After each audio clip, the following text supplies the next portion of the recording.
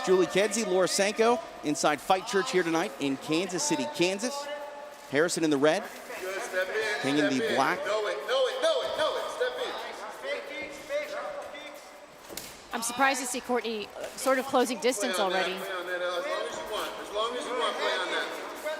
And one thing Courtney has had going for her to striking is she does some unorthodox same side triple, double, triple strikes, which can it can make for a chaotic environment and make it hard for an opponent to track her head. Nice kick to the body, finds a home for Harrison. Tommy Tohold checking in on Twitter. He's always here on Invicta FC Fight Night. And if you keep an eye on the outside leg, it'd be Harrison's right leg, Courtney's left, and you watch who's trying to kind of outpace each other, outstep each other there. That's going to show us where most of the power shots can be effective in these exchanges. Kayla Harrison has some very powerful kicks too, and from this open stance, I mean, that body kick is just going to be money for her. Takedown attempt there early by Harrison. King able to stay on her feet, but now in the clinch. Sometimes those small victories early on, though, are so important when, you know, you're fighting someone who's just, again, has that aura of, oh, she can take down anybody. That small victory of her not getting that takedown immediately, that's great for Courtney King. It really is great. And, you know, it's just, like you said, those small victories kind of can have her mount her own offense like that, or it can help her have some more confidence in herself when mounting an offense. I like the way Harrison changed that, chained that takedown attempt into a strike. Harrison chooses to disengage, go back to space. Interesting tactic here. When you look at Kayla Harrison, you mentioned the world-class elite level judo background. I mean, Courtney King really can't even bring in anyone that can match that technique to get ready. And there's a just beautiful throw down there by Kayla Harrison. Nice right hand as she enters the guard here of King. And one of the things I really admire about Harrison's game is the way she is incorporating massive ground and pound, like you can see there from and top there's positions. some blood. Cut open here is Courtney King. That's a big cut. You see Courtney King scrambling to break the posture and also trap the arm. That's going to be hard to do when somebody has their hips pushed into you like that. She's trying to pull her head down. Now she's digging for that. The blood gushing here. Got distracted. Hard right elbow again by Kayla Harrison. King in some serious trouble. Kayla just so vicious in this top position. She does such a good job of following the hips and just landing offense the entire time that she's on top of you, just relentlessly. Just 2 minutes remain here in round number one, but that is an eternity here for Courtney King to survive. Marciola Silva taking a look at that cut. Coming alive with right hands is Kayla Harrison. It's just, when you can generate that kind of ground and pound, it's having such an innate sense of yourself and physics, and where you can actually execute that strike and have gravity behind you, right? Because it's a short distance, but if you can flip over, or if you can get that elbow exactly perfect, those are some money shots. And that's what judo is all about, right, Julie? It's physics, and understanding that leverage on the feet is often translates to understanding on the ground as well. Credit to Courtney King. I mean, her eyes are just closed. She's trying to survive. A touch over a minute remains here. But like I said, pin and pound right here. This is where Harrison's biggest statement can be made in this cage, I think, is, and quite literally leave an indelible mark. It's just the statement with what she can do and how she can adapt. Timeout here, hard right hands. Kayla Harrison maybe putting in the finishing touches. Courtney King trying to survive. Harrison being very patient here.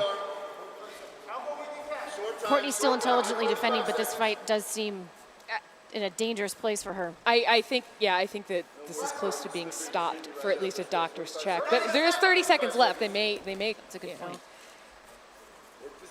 Now maybe armbar coming here for Kayla Harrison. They're very slippery. Courtney King trying to survive, as you mentioned, very slippery with this blood. We'll see if she can try to utilize something to get free, but Kayla Harrison trying to wrap up the victory right here. And she created a nice frame for herself to make it hard for Harrison to actually extend that. So she's able to keep her elbows locked together, almost like a rear naked choke on her own arm. But well, the stoppage may not be coming here, guys. That was a statement. Courtney King is a survivor, and she starts round number 2. We'll see if she can try to change the tide of this fight. 10-8 across the board. Laura Sanko, no surprise there. Yeah, TJ, I was reminded that they don't use elbows in PFL. So, I mean, man, Kayla Harrison with a brand new weapon tonight, and she's putting it to use. I think she's drilled it. Yeah, I mean, I think so. I think so. But, I mean, it's got to be nice for her to be able to use that in a fight finally. Oh, 100%. And that's something that you can't drill in the room like that. At least not full force. And we're seeing a whole new layer to the game of Kayla Harrison. Nice takedown here inside the guard of King. And I think one of the most impressive things in this fight, besides that elbow, is just the ability of the power she brings with her ground and pound inside the guard. A lot of people can't bring that type of fury in the closed guard of their opponent, but Kayla Harrison, very dangerous to say the least. And I think, I love the way she hits the body. I think a lot of that also comes with the confidence of knowing if you get tied up like that, she has the experience, she has, the know-how to get out of trouble there. And you can really let go with your hands if you know how to get out of submissions. You can, just have a lot of confidence in yourself there. Courtney King doing a nice job trying to tie up Kayla's wrists here, but Kayla's just so powerful. And the way she rolls over with that elbow, it doesn't matter if you have your wrist trapped, that elbow is still going to land.